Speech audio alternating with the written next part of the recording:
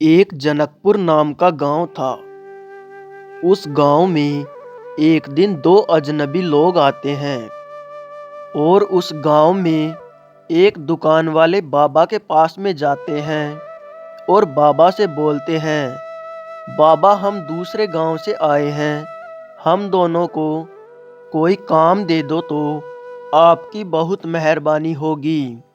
तभी वो बाबा बोलता है, ठीक है, आप दोनों मेरी इस दुकान पर रह सकते हो और मेरे घर पर एक कमरा खाली है, तुम दोनों उस कमरे में रह लेना।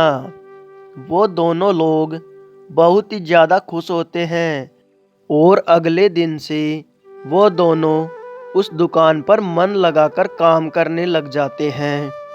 लेकिन कुछ दिनों बाद ही उस गांव में हर रोज अजीब सी घटनाएं घटने लग जाती हैं।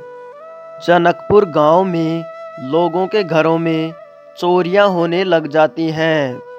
एक दिन गांव के पास में ही एक गांव के व्यक्ति की गर्दन कटी हुई दिखाई देती है, तो इसे देखकर गांव वाले सभी लोग डर जाते हैं।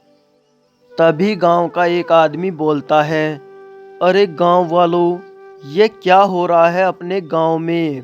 पहले चोरियां और अब सिर कटी हुई लाश। तभी उस गांव का एक लड़का सीआईडी को फोन कर देता है। उस जनकपुर गांव में सीआईडी आती है और गांव वालों से उस पूरी घटना के बारे में पूछती है। पूरी जानकारी लेने के बाद सीआईडी उन गांव वालों पर नज़र रखने लग जाती है। तभी सीआईडी को उन दो लोगों पर शक होता है जो गांव में नए आए थे। अब सीआईडी उन दोनों पर नज़र रखने लग जाती है।